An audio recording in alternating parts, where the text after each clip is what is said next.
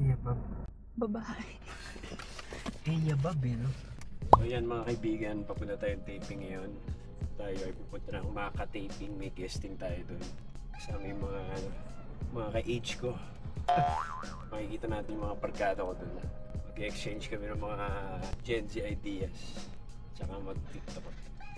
Hindi ko alam kung papansinin nila ako kasi siguro mga 10-12 years ang age gap. So, tingnan natin ano mangyayari sa kanila. Tapos, isang sausage with egg and garlic rice. Tama ba? Kung hindi kayo kakain na hash brown, akin yun. Akin na yun.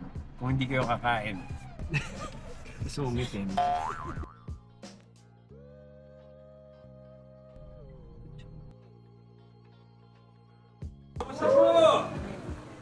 Ano siya? Parang hindi kayo tumasok. Coffee time.